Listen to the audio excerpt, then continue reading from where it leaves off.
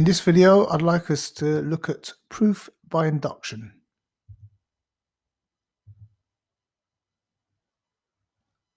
And this is a nice little picture to show that it's like a domino effect.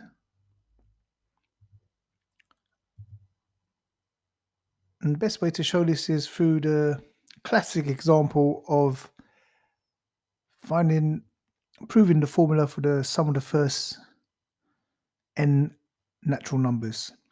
So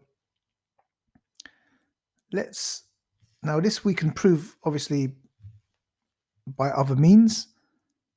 It's just an arithmetic series, and we can separately show how to do this, but we're going to attempt to prove this formula by induction. So, as always with inductions, we start with a basis,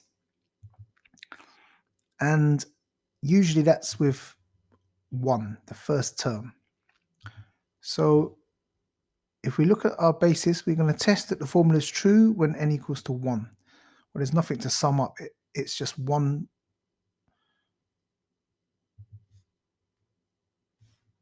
on the left-hand side, and by the formula,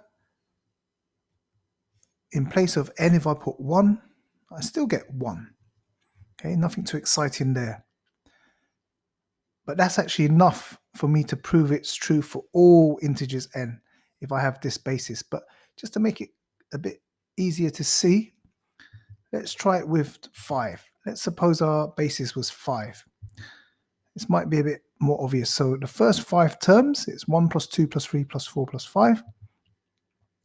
That is actually true when n equals to 5 using the formula.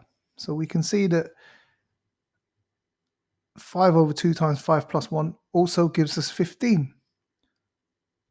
So this is true for n equals to 5. That could be our basis, but usually we can just stick to 1.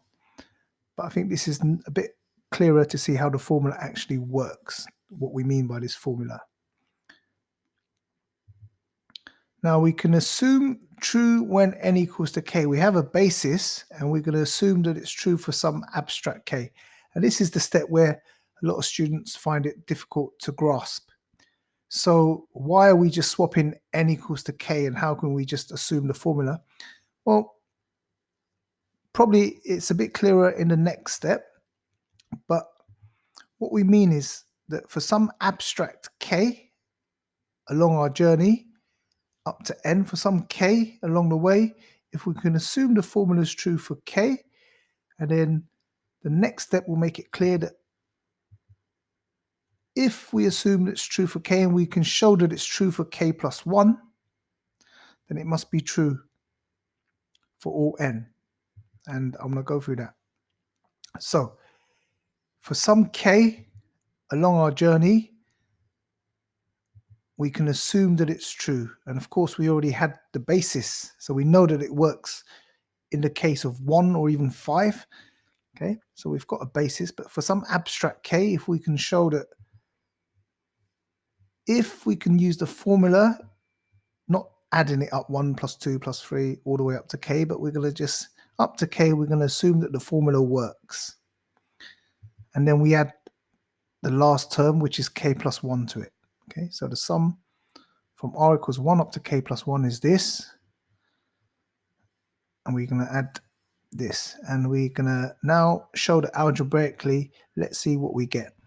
We've got a fraction over 2, so I'm going to combine the fractions by making the denominator the same. Okay, so just times in top and bottom by 2. This, of course, is k plus 1 over 1. And then I can factor out k plus 1 over 2. And I'm going to rewrite this k plus 2 as k plus 1 plus 1. Just to make it clear that where I see n, I have k plus 1. Where I see n, I have k plus 1. So what that means is that if I assume that it's true for k,